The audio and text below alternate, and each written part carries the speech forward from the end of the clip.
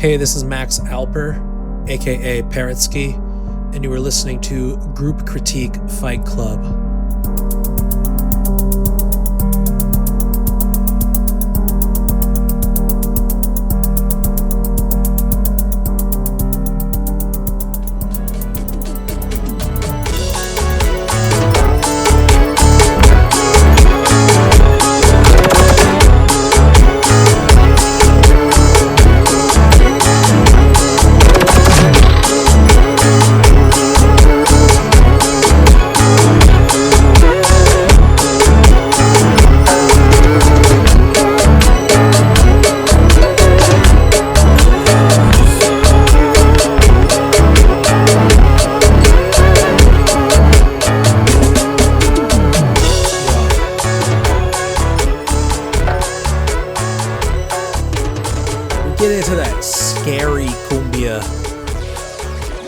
There's a whole lot of scary cumbia already out there, especially that cumbia rebajada stuff that intentionally slowed down, chopped and screwed evil cumbia shit. But Los Thuthanaca, the Crampton I'm gonna mispronounce it. Hold on.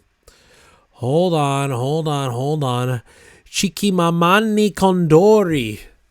The Chiquimamandi Condori siblings of Los Thuthanaca. They're bringing that level of experimentalism in the cumbia to strange new heights. And as we can see in the chat already, interesting discussions being made surrounding this the question of an unmastered record, which I think some people are taking that as meaning the literal act of sending it to a mastering engineer for final levels for home listening, which I don't believe that they did. No, I believe that was not done that way. But what we can hear here as well is the through the home mastering process, an attention to hard clipping rather than soft clipping. But I don't know if that conversation in the main discourse ever got that far as what constitutes mastering versus not mastering in the case of this music. I think more so it's people are just impressed with this just out of nowhere bizarre self-release without any promo or PR whatsoever. The Condoris have done various projects of their own to some acclaim, so they got some draw coming in. But this new sort of collaborative project between the two of them is a genuine success story of the internet. Through self-release and self-distro. CDR, right? CDR, Bandcamp, stuff like that. Pretty cool stuff happening there. And yes, it's hard clipped. It sounds like a fucking brick wall being punched through 110%, 120% output on there. So it's certainly, it has its own charm as a production style for sure. Intentionally so. Let's be real. People seemingly talking about how it sounds like shit, like they need it mastered so it doesn't sound like this, and I think that's silly. I think they know exactly what they're doing by brick walling it. Curious the actual process here. We did hear some of those Yamaha keyboard samples, DJ, things like that. Fantastic set of just love cumbia, just like deeply, inherently psychedelic, droned out, minimalist jam music that is universal. It is pan-Latino. It probably has hegemonic control over like the top subgenre of pan-Latino music and rhythm at its root. The cha cha cha cha cha cha cha. Once you hear it, Texans know what I'm talking about. Dominicans, Puerto Ricans know what I'm talking about. Mexicans, obviously. Colombians. It's fucking all over, dog. All right, welcome. Starting a little discourse on the cumbia to get us going. Welcome to Group Critique. It's your boy Max Paritsky. Thanks to everybody who came out on Saturday to the Cistern open house here in Poughkeepsie. We had over 800 people throughout the day. We had to turn people away at the end in the fucking rain, hearing basically 12-minute sets from 20 different artists throughout every 20 minutes. Really an ambitious project that I was happy to have been a part of as a co-curator and sort of run-of-show producer and MC of things. You could, if anyone was there, they heard me yelling at folks, telling them what's going on. Yeah, 800 fucking people, man. It was fucking wild. Really the most I've seen at a public event in Poughkeepsie. I mean, scattered across over 8 hours, not all at once. We could only let 40 people in at a time, legally. So it was, it was a marathon, but it was a wonderful time. And yeah, not all of those 800 people ended up being able to come in. I think we had to turn away like 100 of them, just because the public permit was up. So this was a one-time activation, 12-hour public permit. There's still a lot of work and funding that needs to go into bringing that space up to sort of permanent permit status for public usage.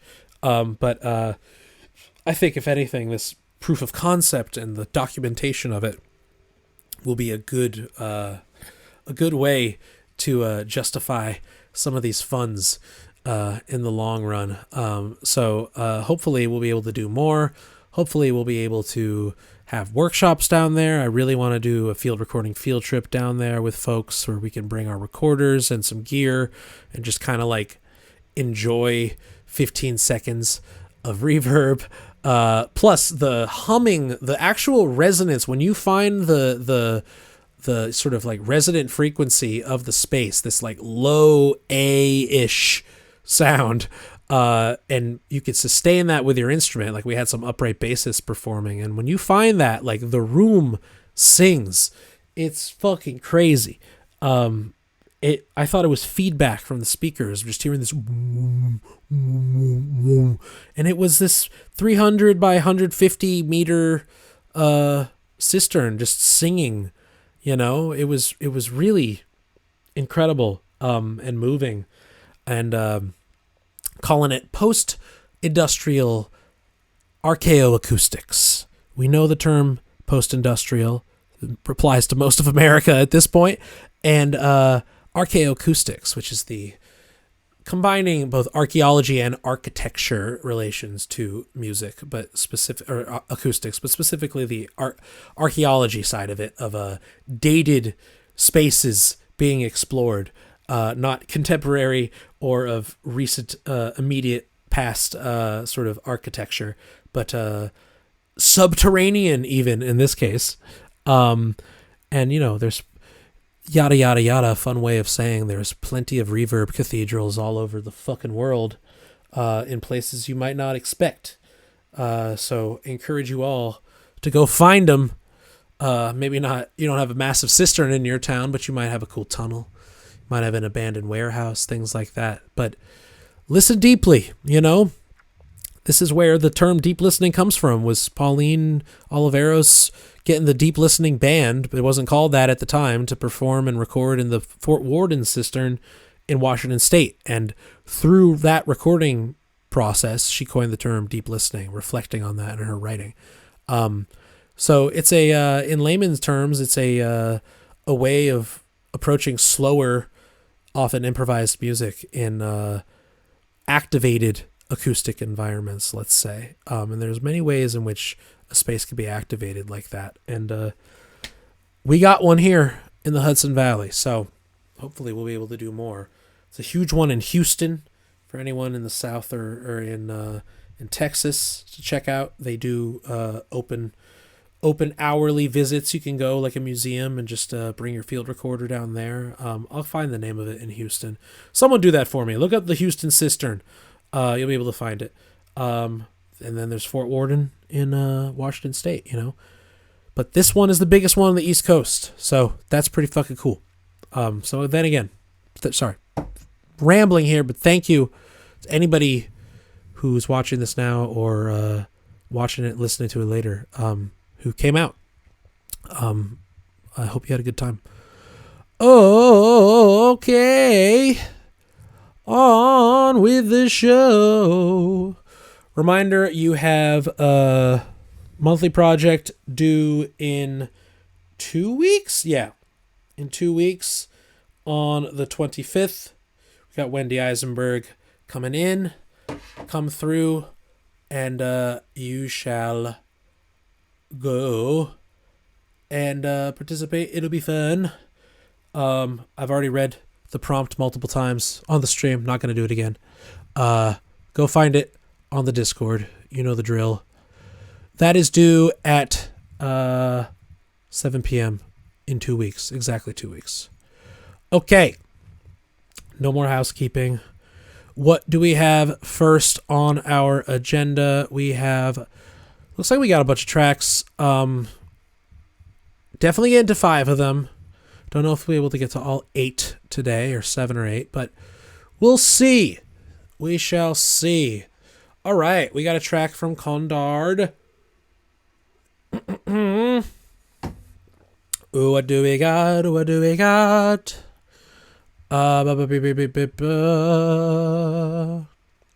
Mainly interested in clarity of mix, considering adding more vocal ad-libs for certain words or end of lines for emphasis, but I'm open to other feedback as well. I've stemmed out, context for Condard, anyone who hasn't heard his work. Live Game Boy LSDJ, that's the software, right? I forget. Live Game Boy artist, tracker software artist, and mods their own Game Boys. So I've stemmed out the 4 Game Boy tracks. Yes, LSDJ, cool. I've stemmed out 4 Game Boy tracks and did some EQ to the tracks separately and found that my vocal takes were similar enough to layer them for some texture. So I tried panning them and bit crushing them to give them a bit more grit in delivery under the main vocals. Oh yeah, we getting some nerdcore. We getting some verses on this, Condard. Before we start, I don't know if you saw Condard, but there's a cool plugin developer named Fors.fm, F-O-R-S, and they're working with a experimental Game Boy Advance game developer to make a tracker software for Game Boy Advance. So if you look up Fors, F-O-R-S.fm, you should find it, and it's new. I don't know how they're doing that. But it's a new software. So I'll find the name for it. If someone else can, by all means, tell me. But thought you should know that. You're the only Game Boy artist that I talk to on a somewhat regular basis as far as their music goes. All right. We got Dogs Down by Condard. Let's go.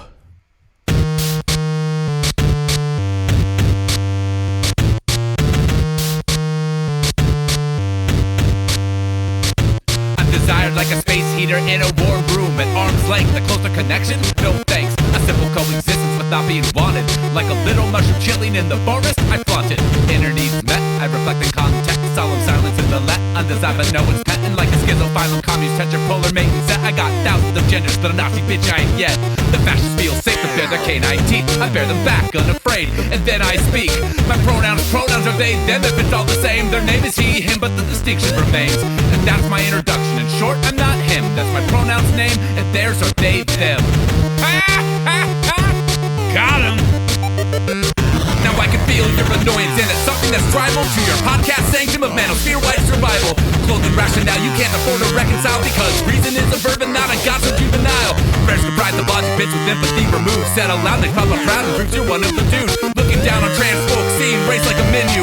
Big pouch about women and what they won't consent to. And that's how you cope with your phobias. It's all simple and scope to you like the bad guy in a YA dystopia. But there could be hope for ya. We're going on a field trip, we're roping the concept of empathy over ya. It packs a punch and it might seem all scary if your knowledge of emotions is just the dictionary. See, way back when Captain Crunch was oops all berries, the message on those channels was, boy, don't be a fairy. To feel your feelings was taught to be a weakness. And geek shit for boys made them freaks lest they peak this. It wasn't new then, today it's by the same token. The Hulk Hogan to Joe Rogan pipelines are broken. To those younger than the serial ad hailstorm, it seems Paw Patrol normalized fascist mutton uniform. That Peter got a hard on for the way I'm setting up on these clowns. I'm like a non-profit bet the way I'm putting these dogs down. I'm like a non-profit bet the way I'm putting these dogs down. Jesus. So I'm hitting with words instead of sticks and stones. You're not an NPC drone, so can you hear the message in tone? I'm hitting with words instead of sticks and stones. You're not a drone. Can you hear the message's tone? You're the reason you're alone, but I'll throw you a bone. You're not a drone, so can you hear the message's tone?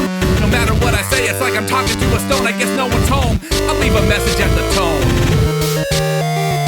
Ah, shit. Well, maybe not. But what I would have said, when asked to step up, you started stepping like gooses. Instead of choosing to be silly or licking boost for abuses. Lose the armband and clipping your wings and purge the toxins. Turn loose on the oppressor, peace was never an option. As a younger man I had shit opinions for my creatures, but a helpful father figure challenged me like a teacher. No hate for your bitterness, it's conditioned weakness, but it's something to let die, not rely on or let compete. And there's no man in your life called the anger out as grievance, then they called you weak, so you take their answers as relief. But sometimes you need to bargain, accept or just refrain. Feel the sadness bottled up before you hash it out again. See, I believe in loving my enemies outright for a reason, so you can battle your own soul instead of me kicking your teeth in. I call my friends girlies if they're Mr. and Ancillary. My girlies love their neighbors trans, cis or non-binary. I said I call my friends girlies if they're Mr. and Ancillary. My girlies love their neighbors trans, cis or non-binary. So I'm hitting with words instead of sticks and stones. You're not a drone, so can you hear the message's tone? You said I'm hitting with words instead of sticks and stones. Man, you're grown. Can you hear the message's tone? You're the reason you're alone, but I'll throw you a bone. You're not a drone, so can you hear the message's tone? All the hits will split a fool from his self-made throne. It's just a wellness check to see if there's a wise man home. Knock, knock. It's Condard. Alright, let's wrap this up. Replace your daily thoughts on the cruelty of the Romans. Find answers to your problems without making them a woman's. Alpha male nonsense supports systemic violence. Claim their views are science, but it's not so reliant. Do you really not see just how wicked it is to wish extermination of the world's differences? Maybe you aren't the one to start the war or pull the trigger. You let your bitterness get jacked by the root of something bigger. If people fell in line and just did what they're told, you think the world would be better in the image it promotes? Your God says let, but you all say should. Declaring like toddlers that everything you want is good. You want that rush feeling when you face opposition. That's just attention. It goes away and you still can't listen, cause you're still you, simply for podcast dues. Venting contempt for others, but once again you're still you. Look today, if you have that world you wish to create, how do you think you would act differently to love it in that state? I mean, all we've done is act a cop, complain and feed your doubts. Where would all that anger go when it's all you've been about? And what would you change and let others be who they are? You wouldn't, you can't, you've never thought that far. You're becoming your own doom, it's already here. You're three fears in a trench coat that can't change gears. So I'm hitting with words instead of sticks and stones, but no one's home. Are you asleep inside your flesh and bone? I said I'm hitting with words instead of sticks and stones. Can you heat it, or do you only change with broken bones? A Hercula won't save or grant a wish that you can't own. An easy way out where you don't have to reap what you've sown. I'm here with the megaphone, calling you a sad trombone, so you can find the stepping stone outside of your fear cyclone. Don't complain about the friend zone of the women who won't bone, blaming testosterone and being terrified of the unknown. Your child is thinking it's something that can be outgrown. Sometimes you atone, just take some time to grieve and be alone. Drop the lame ass fantasy of bleeding out in the snow, like somehow dying for being stupid will make you a hero. Grow up, you're being asked to care about your neighbors, seem to do anything but therapy just so you can stay a hater.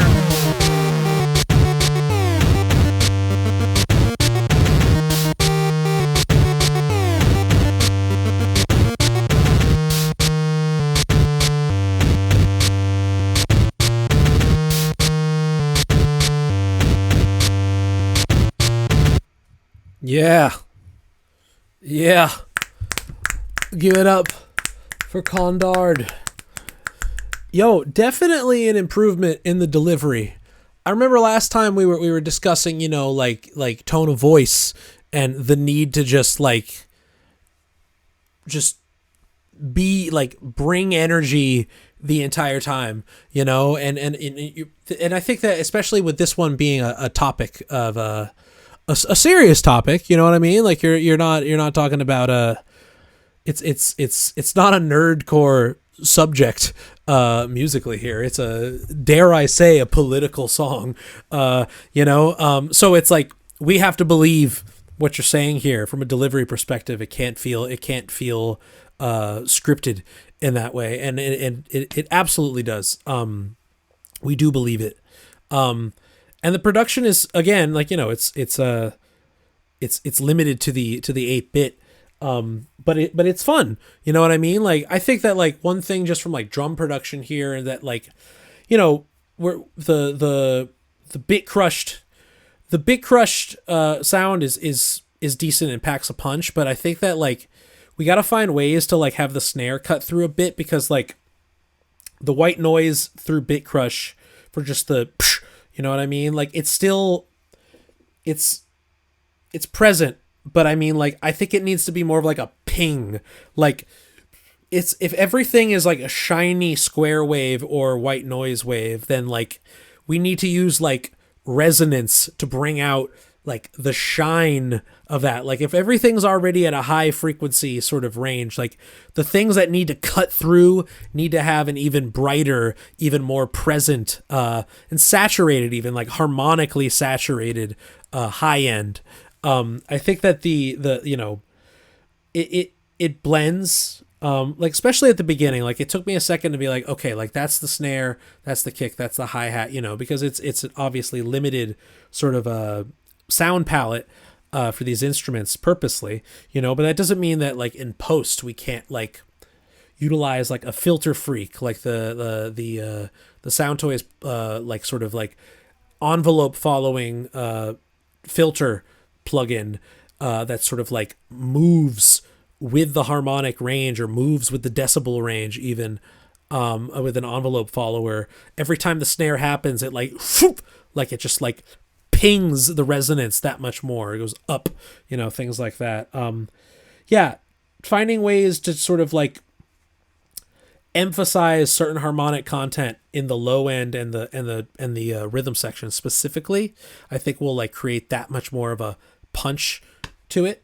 From the perspective of the delivery, you gotta now, like, you have your tone of voice, now your rhythmic delivery, like, you gotta be 100%, like, maybe 95%, but you really gotta be tight.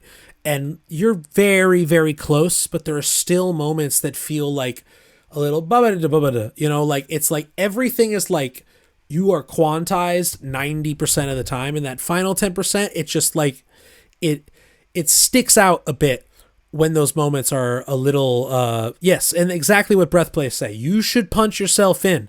It's very normal in hip hop and pop music to do 8 clicks of recording and then punch yourself in another 8 clicks and get it perfect. You know what I mean? It's very impressive here. This would be a 100% concert experience, no doubt. The way that you are delivering with this energy would carry the fucking MagCon. You would carry that shit up in front. You'd be even more energetic, in which case, like, the rhythmic dictation of it all doesn't need to be 100%. But this is the studio, you know what I mean? And in the studio, you have the ability to make it artificially tight, even if you aren't going to get it to that 110% tightness in a live setting. Doesn't matter. The studio is our pristine, shiny, polished object, and 100%, like, decide how many, go back and listen to this, because I wouldn't redo this. I would find moments that require a punch in, and I would say, how much lead up do I need in order to get to that moment to get it perfect? Do I need 1 measure, 2 measures? Do as much of a punch in as you can. I see people doing half measure punch ins when they're doing, like, raps that are just, like, faster than they could actually do. You're not doing that here. It's really just the rhythmic dictation. This is technical flow. You're not doing like halftime laid back. It's not meant to have a sort of drag to it. Like, you are tight. It's David Diggs and clipping. You know what I mean? Like, it is theatrical in that way. So it's gotta snap into grid. You know what I'm saying? So punch in vocals. Find the moments. Listen to it. You can tell just as well as we can when things are not at that like A to A plus range. I don't want an A- from you in the studio. You are absolutely allowed to be that loose live. No one expects any fucking... It's so hard to do this in one breath. It's very impressive that you're able to do that. You know what I mean? It's very impressive. We could hear the one take in this, or the long takes. I don't know if it's one take, but long cuts here. But it's okay to do smaller ones for the sake of refining the material to, really fucking... The floor is so clean, I want to eat off of it. You know what I mean? Do it. Do it. Good fucking shit. And yeah, what Maya was saying, what Stay at Home Cousin said about at more ad-libs, more auxiliary vocals. I like the doubling here. I would like again, it's hard to create dynamic range when we're dealing with limited, bricked out, bit crushed synthesis. You know what I mean? So like, we could use our voice and the layers of voices to create some build towards the end, a little bit of a, building up to a more climactic dynamic range. I'm not saying like quiet versus loud, but we could develop it slightly for the sake of the drama. This is theatrical. You know what I'm saying? Okay. Love it.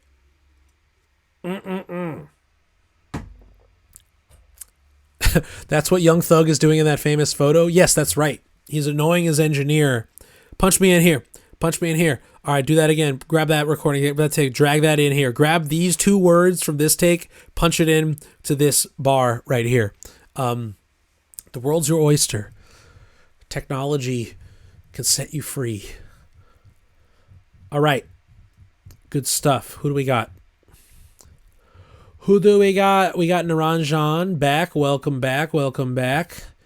Okay, we got a new version of what we heard last week. Fiddled with it. Oh, I'm sorry. Before we continue on, I am so rude. I forgot to announce once again our sponsor, powering our live stream on Mondays. You know him. You love him. Tape Trade, ladies and gentlemen.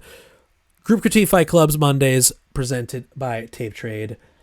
Go ahead. TapeTrade.io, link in bio or link in the show description after I post it for 2 weeks free, ad free, no data mining, file sharing, sample playlists, press kits, you name it. An ethical alternative to Dropbox and Google Drive, if I do say so myself, and made by good people.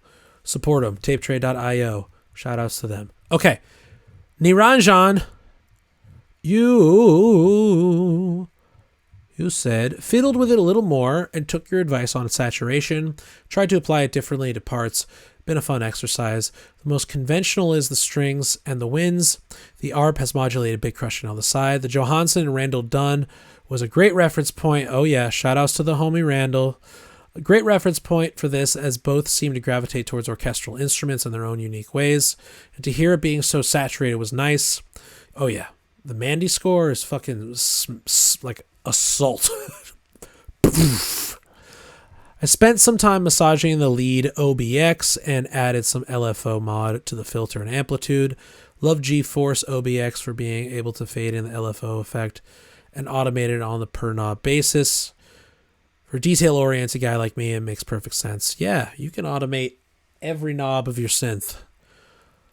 Touch automation. Map it to a MIDI controller. You don't have to just point and click. Treat it like hardware, Barring my buddy adding guitar and or fretless bass parts to this to replace the woodwinds, the 4/4 rhythm isn't sitting as plucky as I intended it to be. This track is very close to finished. Might be able to catch the stream tonight too. Okay.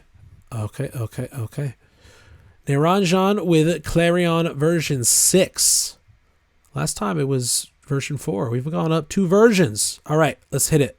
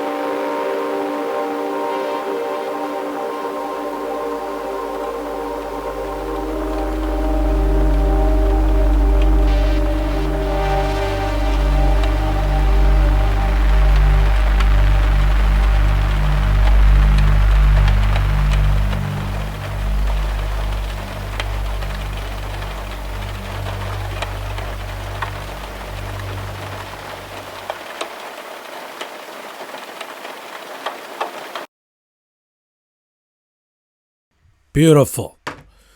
Absolutely lovely. I'm glad that the Randall Dunn reference for made an impact on you, because it is apparent as hell. This is a night and day difference in the mix. All of your impacts are impacting that much harder, and this is, like you said, you're working with sort of speculative film score styles here, or at least inspired by this sort of contemporary synth heavy film score stuff. But like, of all the mediums to be like focusing in visual music, I would say that a lot of film scores tend to it's okay to emphasize saturation, and it's okay to lay into the quote like epic sort of sound of like a boom, you know what I mean, like impact noises that are, we just, by virtue of film, in the last 20 years of film sound at least, we associate these sort of hits of percussion and stuff with cinematic impact, like something happening violently on screen, or just like like a incredibly dramatic moment that requires like a thud. And remember that like films are mixed for 5.1 Dolby surround sound, emphasis on the 0.1 meaning the subwoofer. You know what I mean? Like, this is, compared to even other subgenres of electronic music, this is acousmatic stuff. You know what I mean? Like, this is stuff that's meant to be heard on a full range sound system, from subs all the way up to tweeters, you know what I mean? And in multiple channels, and I know that this is a stereo rendering of something like that, but it's something to think about here in relation to some of the other stuff that we've talked about in tape music and electronic music history about acousmatic music and writing music for sound systems, whether it be early electroacoustic music all the way up through music to be DJ'd in the club, right? And I think film scoring is not an exception to this sort of history and traditions of composing and mixing music specifically. Not that it will ever be played on acoustic instruments or meant to be heard on a small sort of speaker, you know what I mean? Like, that is why like a lot of like real like cinephiles out there, it's like, that classic clip of David Lynch be like, why the fuck would you watch a movie on your phone? You don't capture any of that shit. And I do agree with that. I'll watch some short form video on my phone, but not a movie, not a show, nothing like that.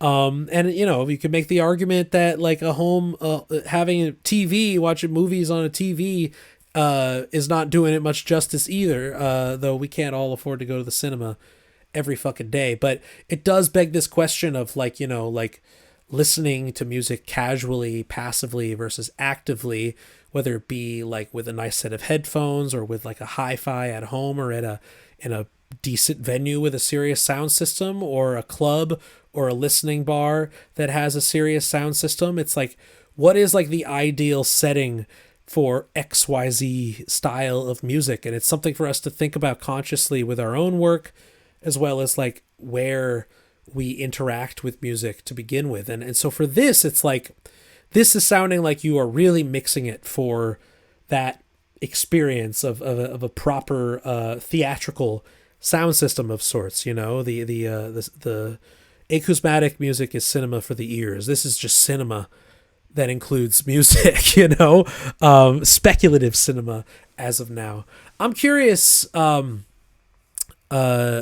sorry, forgot your name already. Fuck. Sorry, Niranjan. I'm curious, what do you have themes in mind on previous films? Like, in the previous times I've done some film scoring, it's always in reference to not just other composers, but like films themselves that reminding, like thematically inspiring me to compose something musical, and I'm curious like where your head is at with this, because we're hearing this, sort of field recording of rain on a tin roof, which is very nice, sort of percussive,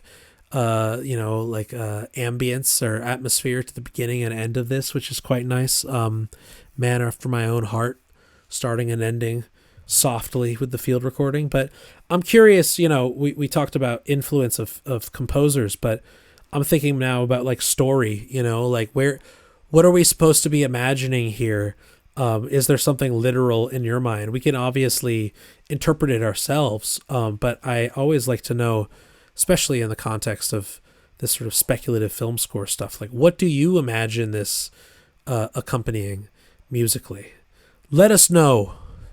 Let us know back on the Discord. I don't think you're here live right now, but hopefully you listen to it later. And let us know. Good stuff. Thank you, Niranjan. Okay. Emil Haller. They have written to us. I found 40 gigabytes of old radio shows on archive.org, and I've been using them as scratch, quote, vocals. I tried shifting the mood from obscure to weirdly peaceful and back to eerie, trying to create an ambiguous mood contrasting a crime show against some quiet guitar. I found my songs a little boring in the past when I just layered additional guitar melodies over one loop every 8 bars. So this time I tried removing more parts at once and building new melodies from single remaining elements. I would love some feedback on how to mess with these kinds of voice samples beyond just the usual reverb and delay. Also, does anyone have tips on where to find interesting audio like interviews and speeches? I really like the samples on Providence from Godspeed You Black Emperor, but do you think the end of the world is coming? The preacher man says it's the end of time, says America's rivers are running dry. Yeah, Blaze Bailey Finnegan III, the schizophrenic man that was used on like 3 separate Godspeed You Black Emperor pieces. I believe they did that interview in New York. I don't know who. I think it was Moya, member of Godspeed, just did that interview, man on the street style. Very famously, both in the piece Providence, but also in the track BBF3, Blaze Bailey Finnegan III, in which he discusses all of the guns that he owns, and then he recites Iron Maiden lyrics and says they're his own original poem. So, interesting guy. And yes, I do understand what you're saying. When you talk about cinema for the eyes, cinema for the ears, as a post-rock band, Godspeed utilizes the field recording and the found sound spoken word interview and news clippings and things like that to quite literally storytell in that case. So cool influence there. Sounds like you're already doing some stuff on archive.org. I don't think there's one place necessarily for that. Or you could do the burial method and just go on YouTube. Like, there's still like deep YouTube. Go into like the new video category of YouTube, because there's like thousands uploaded every second, and the majority of which is someone's home video for no one to see, but they've posted it publicly. You never know what you'll find. Burial has often found some good vocals, covers of other artists that he uses as vocal samples in his stuff. So YouTube always, if you don't care about the fidelity of things, YouTube is a very busy resource. You're right. I am looking for longer religious themed stuff and similar stuff. Yes, exactly. Go scout YouTube. Exactly. Also, if anyone has tips for handling mood shifts in the mix or arrangement, that would be interesting. Okay. 10,000 in Cash by Emil Haller. Let's get to it.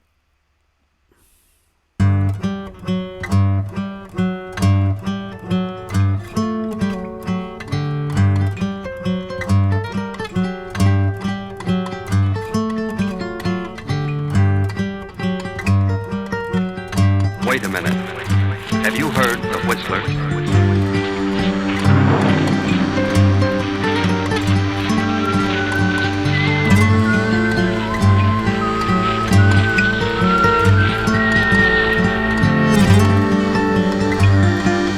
No, don't come near me.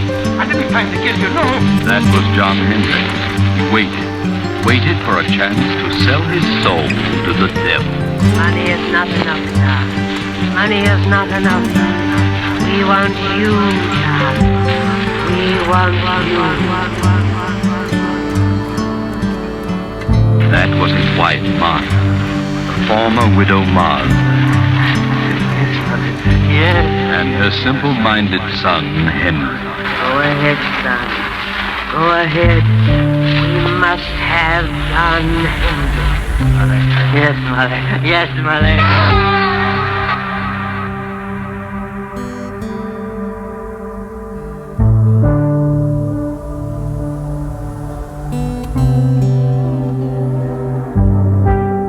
I know many strange tales, many secrets hidden in the hearts of men and women who have stepped into the shadows. I know the nameless terrors of which they dare not speak. And so I tell you tonight the strange story of retribution. Gaze up this muddy rain-splattered road. A small, lonely stone building appears against the lightning streaked sky. The dismal courthouse of the southern village. The village of Marsdenburg. It is nearly midnight. A trial is in progress. A murder trial. John Hendricks is on trial for his life. The state versus Hendricks. Killed his wife. He killed his wife and her simple-minded son, Henry, for the $10,000 in cash she kept in her big house on the outskirts of town. Open the door.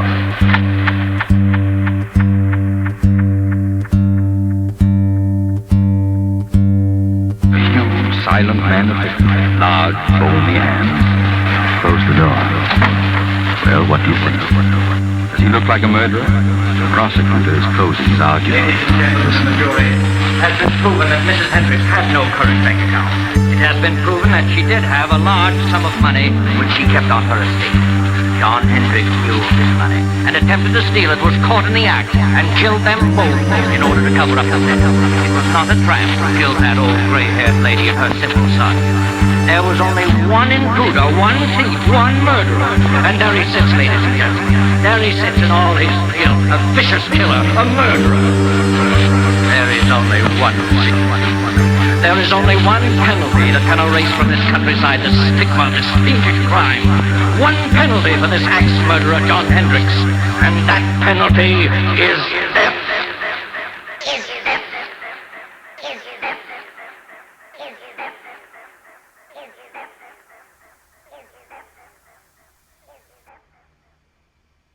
All right. Very good stuff. Very good stuff from Emil. So look, I think this is tricky because we're hearing a story being told through the radio drama or through the movie clips or what we're hearing in the found sound itself. And the music, when we're dealing with that, we're creating a radio drama in and of itself here by virtue of scoring this storytelling in a way. And it's not like the found sound ever really goes away, you know? It's pretty constant, in which I have to just kind of follow it as a plot. You know what I mean? Like, I'm kind of just like listening to it as narration to some extent, or in the very least, like it's like you said, it's the vocals. It's taking on the lead role here. And so with that, I think that the music has to take its cues from the dramatic moments that happen in the spoken word sections. You know what I mean? It felt a little disconnected. It felt like the music came first, and then we're just dropping in this, you know, consistent sort of dialogue or spoken word monologue narration that's occurring, but it doesn't seem like a direct correlation, and it needs to be a more of a cause and effect, especially if you're referencing Godspeed. Not in the track at the beginning of Providence with a "Do You Believe the End of the World Is Coming" clip, but with Blaze Bailey Finnegan from that same interview audio that they're using there. That piece is so dramatic, if anyone knows, just in relation to what he's saying here, right? Like everything from the, like, him like screaming at the judge about a parking ticket, and then he goes, "And I left it at that." Bah, bah. like it's like timed perfectly to meet the moment right when he says something, and the cadence sort of ends, that it just cues a dramatic bah in classic post-rock fashion, going from quiet to loud. You know what I mean? A sort of dynamic explosion, or just dynamism in general. These spikes in dynamics occur at very dramatic moments based on the placement of the tape. You know what I mean? Like the classic when he's talking about like all the assault rifles that he owns, and he's just listing them for 2 minutes straight. It's at this very quiet, just like do you own any firearms? Yes, I do. What do you own? And it just like continues to like go on in this way that's like feels like very much like the music was written for a radio drama here. Like it lines up just, you know, surgically in that way. I think that's something that you should focus on here with the composition, is that like, if you want to use this much of the spoken word stuff, you got to make that like, first you got to make all the dialogue clear. We need to know the story that's being told. And you need your musical cues to sort of follow the cadence of the delivery of this, like the drama that's unfurling. You know what I mean? So speaking of dynamics here, this is a pretty loud piece from beginning to end, right? Even at the moment where it's just a guitar, dun, dun, dun, that like, and your spoken word at those moments, like everything is getting bricked, is limited way too hard. This music requires quiet. This music, especially to create drama, we need you like let your peak here be the loudest point, and let it only room to go down. Do not get anything louder from here. You know what I mean? Like there are moments here that like drama is not just loud. It's often very quiet. You know what I mean? So we need in the very least a yin and yang sort of symbiosis between big moments and small moments. And there aren't really any small moments in here right now. You know what I mean? So it's like, it's not that your recordings, like your takes are loud necessarily. They just seem very compressed, very just like brought right up. Let them take a step back. You know what I mean? And, you know, with your voice, with your vocal recordings, you know what I mean? Like, I think it's cool to let it be a little more, you know, hidden in the mix, especially when you're doing these, you know, sort of tape delay, sort of abstract moments, right? Like when you bring everything back, like let everything have like -10 to -15 decibel headroom range, and then decide what to, like, you know, raise up first when things are supposed to get louder. You know what I mean? I think that this just needs like quieter, more intimate moments to, you know, deliver some of those more subtle moments in the story, you know? Andy says, another side of the coin is samples influencing arrangement and dynamics. Prince Paul on 3 Feet High and Rising. It's all over the place. Godspeed is the most just on full display. We are making a movie with these field recordings, you know what I mean? But it's all over the place. And it's like, yeah, like we got to just think about it. Like, it's not a needle drop. The music is the movie. The needle drop is the vocals, you know, is the spoken word samples, right? And they got to be tasteful. They got to just lock in.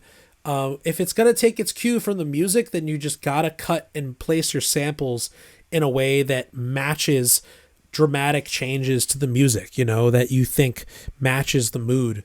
And then like allow for quieter moments to contrast the louder moments in order to also double down on this drama, on these shifts. If you want something shocking to occur, that would be the time to raise it up.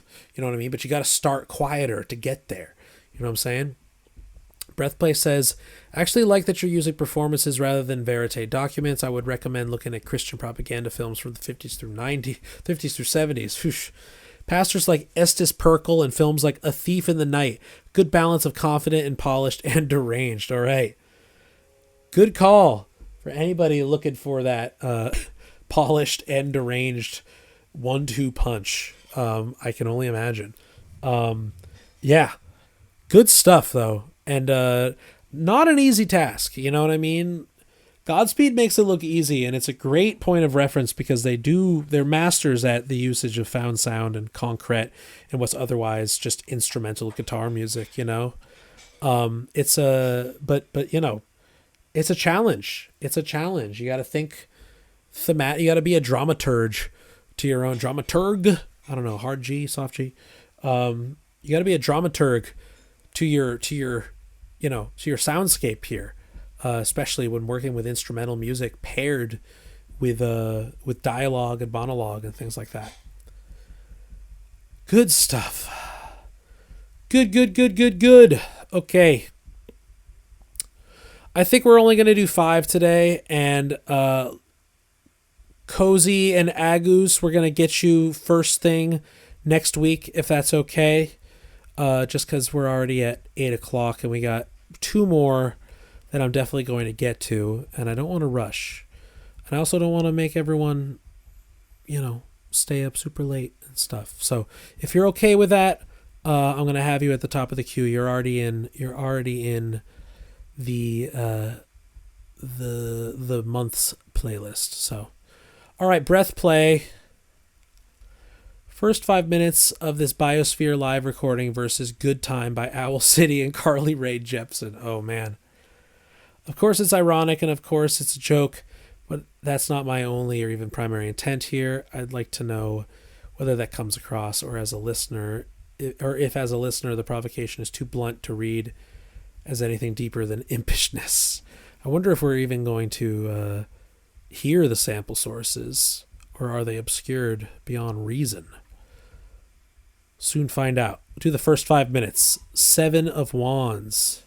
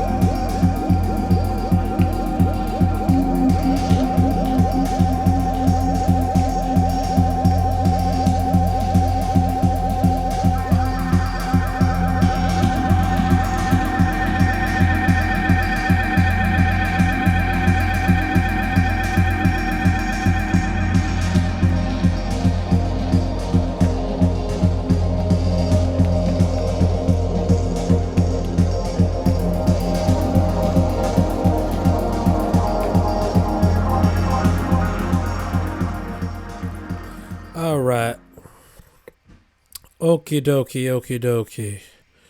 It's the first 5 minutes or so of this 12-ish minute banger we got going on here. Good stuff. I do not hear this as a novelty. I mean, granted, I don't know the exact song, the Owl City Owl City, Carly Rae Jepsen. Yes. I don't know that one personally. But I couldn't hear the good time part. I mean, I heard vocals coming through there, no doubt. But it wasn't like, even if I did know the exact reference here, I still wouldn't take this as just like novelty, like usage of it, trollishness or the irony involved. I think like I'm hearing it as this dubbed out melodic phrasing here that like the heads will know. If you're trying to, give a wink, wink, nudge, nudge to those, they will appreciate that.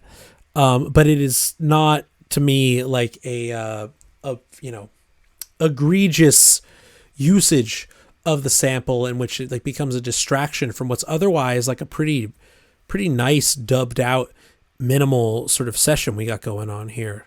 I think it needs more bass, if anything else. Like I think that like you could like mix this in a way that's like not necessarily like doubling an octave lower or some dum dum dum dum, but like it would be nice to have some heavier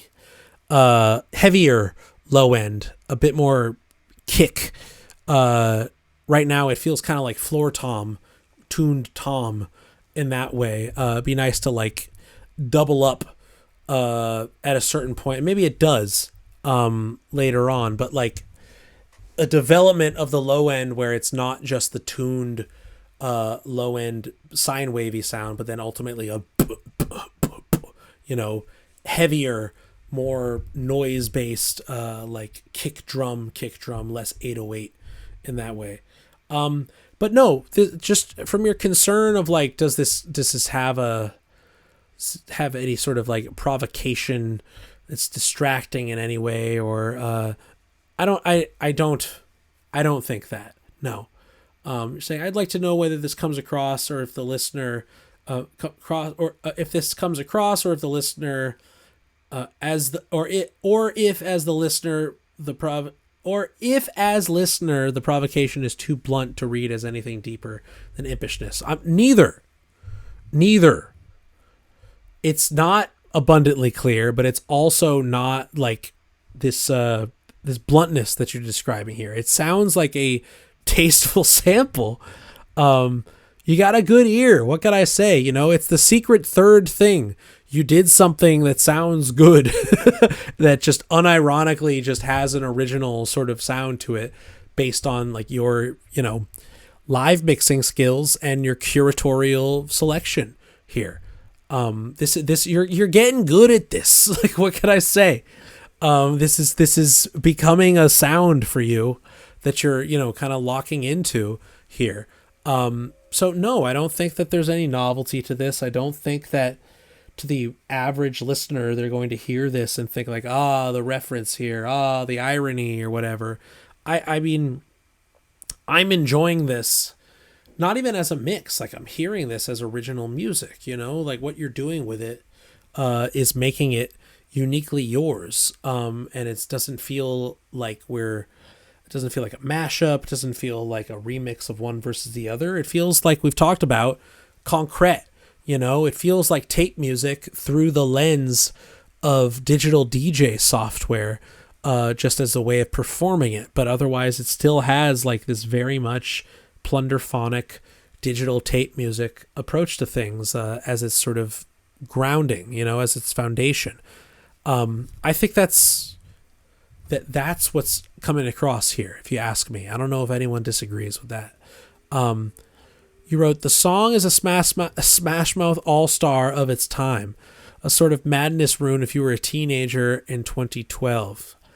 Yeah, I was in my 20s at that point, and like towards the end of my bachelor's in avant-garde electroacoustic music. So like I was way too fucking cool for school, like in a dickish way, to pretend that even ironically I enjoyed stuff like that. If anything, it would only be like real hip hop shit that I would be down with, but I would scoff at that at the time, you know. Only the next year when I started dating, who later became my wife, did I get a little taste for appreciating the Poptimist era, at least on the surface level. I chilled out, okay? I chilled out. But no, I'm not as much of a scholar as Breathplay on this era of this abundant plastic pop music, ripe for the picking, ripe for the sampling. No, this is it's unironically good. What do you want me to say? I'm going to listen to the rest of it in a bit. I would like some dynamic sort of development here, and I think that like just going heavier, going harder. That's what I was saying about like a doubling down on the kick, but also like saturate the low end, like from a mastering perspective. Like I'm talking like boosting low end in the EQ, but like multi-band compression, that shit, like really like gain stage and like soft clip the low end here, you know. Let us really believe the analogness to the dub, even though it's digital. You know what I mean? But no, I mean, I do not hear your concerns. They're not, they don't come across when I'm doing a blind listen. Hope that's a good thing. I hope that this is reassuring for you. It's all in your head, dog. Unless I'm the freak and everybody else feels you. I don't know. You tell me, chat. Chat. Who am I talking to? This mix will appear in Gemini season. Speaking of all in my head, there you go. There you go. Always bringing in, let's make it about our signs. Let's make it about astrology. Let's make it about the stars. Thank you, Breathplay. Looking forward to that Gemini mix. All right, we're going to do one more today. And then Cozy and Agus will start for us next week, I promise. I promise. Okay. Andy would like to get another ear to make sure this is cutting self-titled Saint Vincent E enough. All right. Well, once again, I'm probably not the best judge on this, but we're gonna give it a shot. Gonna give it a shot. Okay. Sanctify by Andy. Let's go.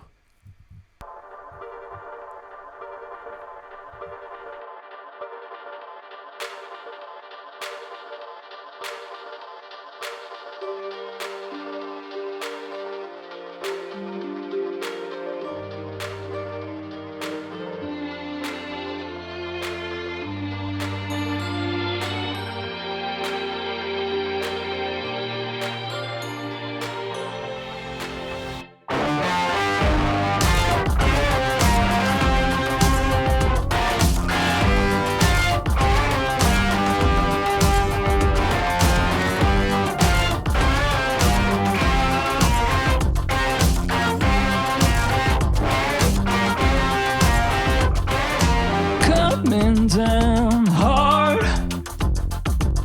There's something I can't say. Can't be the sound. Got a postcard, a little clarity.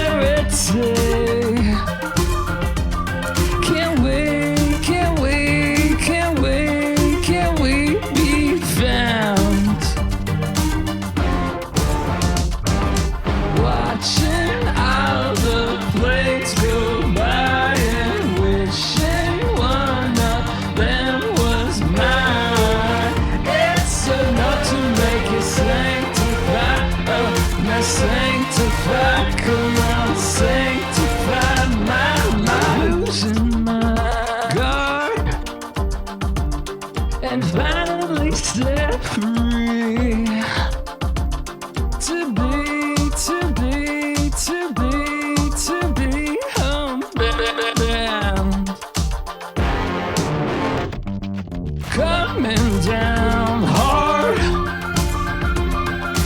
sense of everything. Could be left drowned, profound.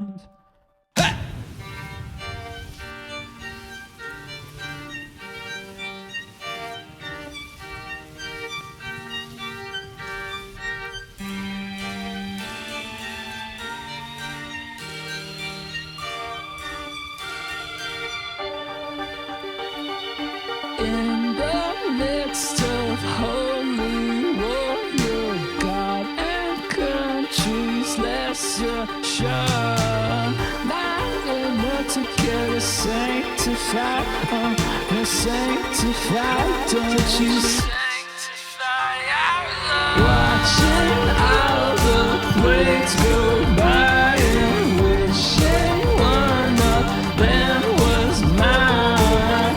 It's enough to make you sanctify, oh, now sanctify, come on, sanctify my love.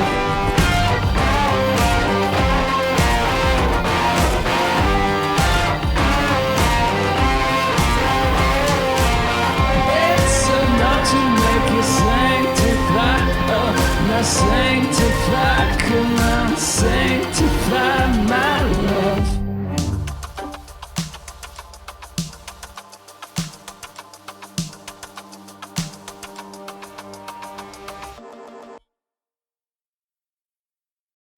Nice. Very, very nice. And yes, I've heard this one. Yes, I've heard this one. We need the chat to chime in here.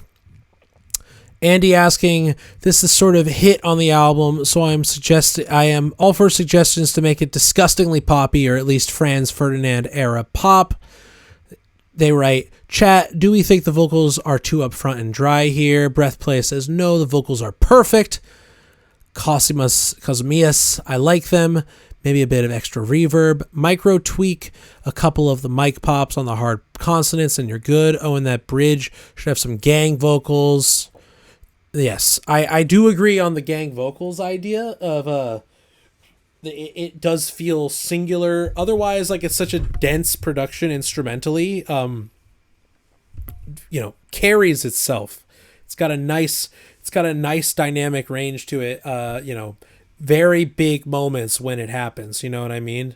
But yeah, it does feel monophonic vocally, and even if the gang vocals are technically still monophonic, just doubles, triples, and quadruples, like, can't breathe, you know what I mean? Like, there should be those towards the end. Like, let the climactic chorus do what it needs to do. And and in traditional pop and rock mixing style of, like, getting louder towards the end, I think that, like, dynamically this kind of stays around this area the whole time, and, like, there are quieter moments, and then but it doesn't get past, like, its loudest point from the first verse, you know what I mean? It would be nice to, like, create in the vocals that growth specifically.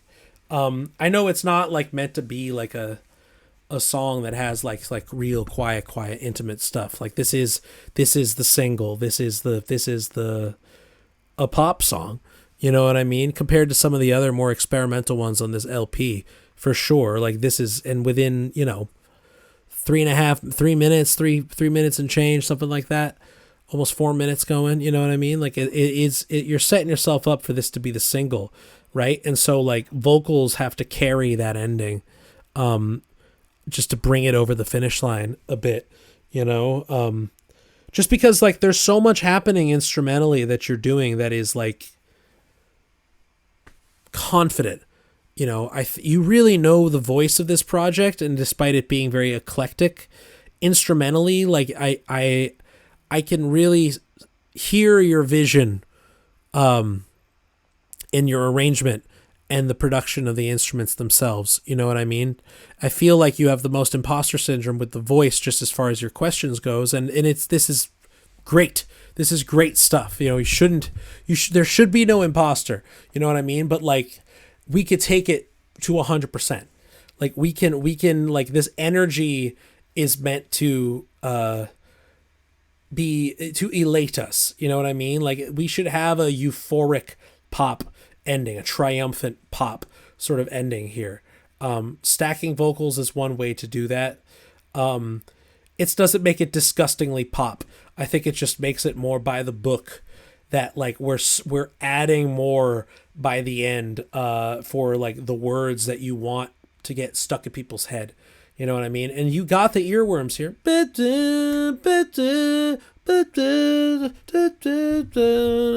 You know, I mean, like you're,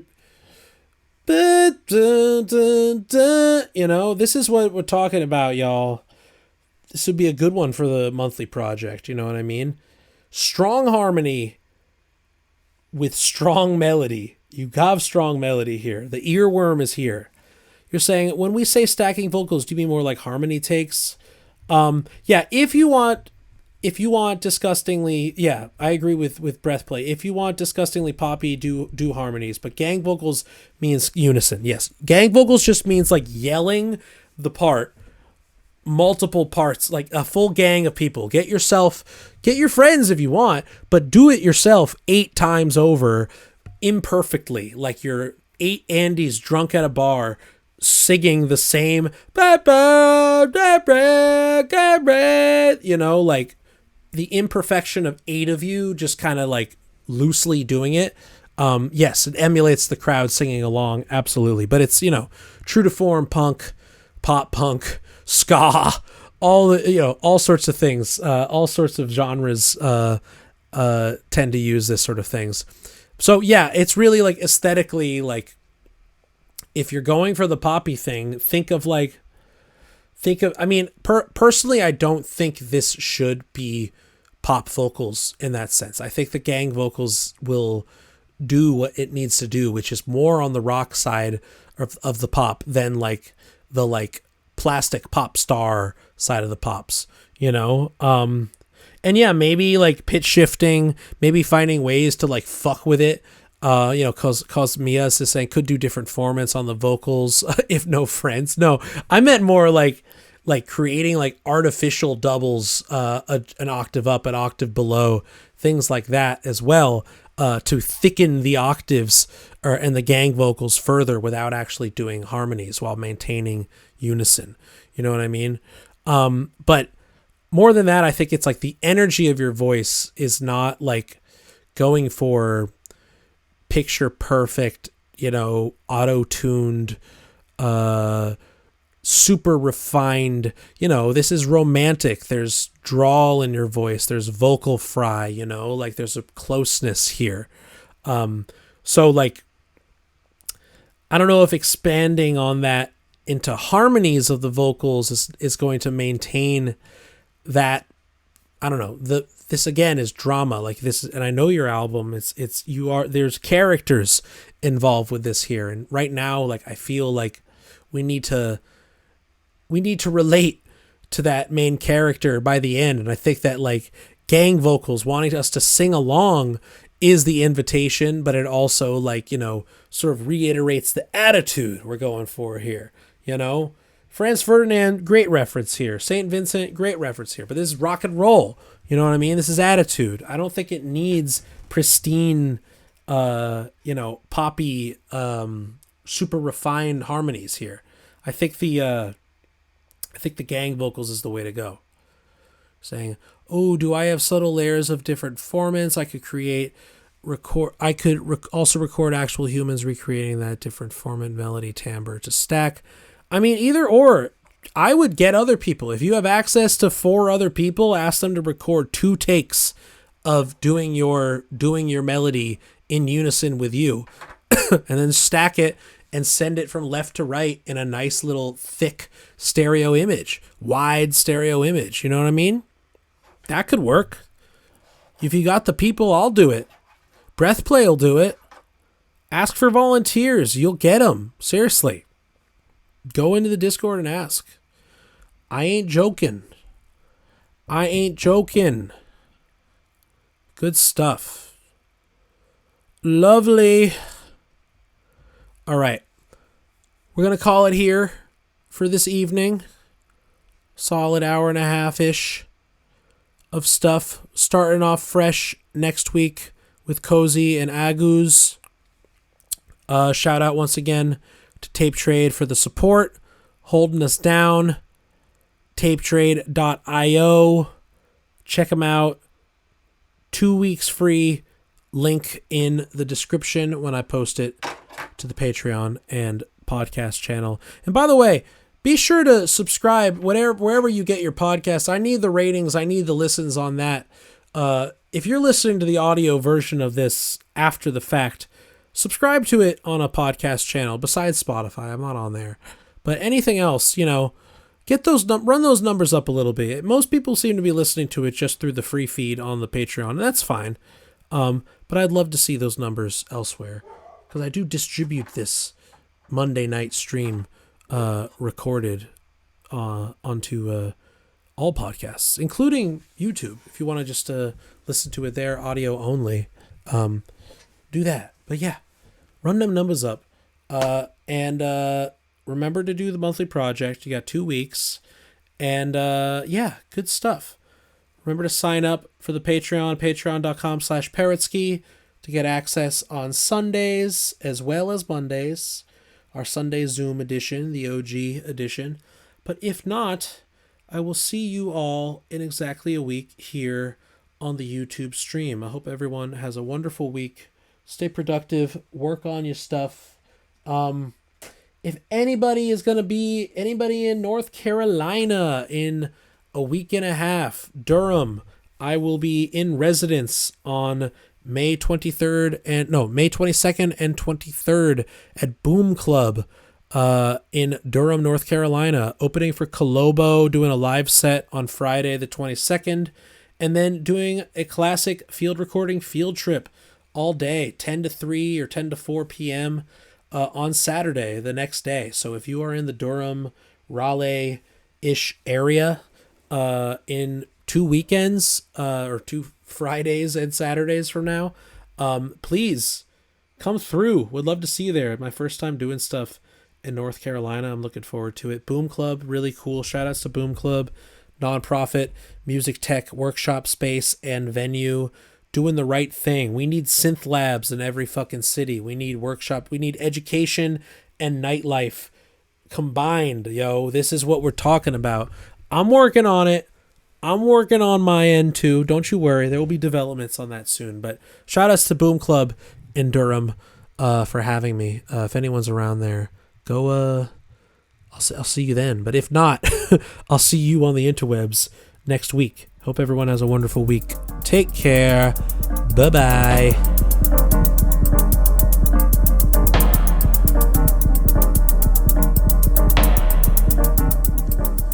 Thank you for listening to another edition of Group Critique Fight Club with me, Max Alper, aka Parrotsky. You can sign up for the Patreon at patreon.com/Parrotsky to get access to our Sunday Zoom school on top of the regular live public stream. Public stream takes place every Monday at 7 p.m. Eastern.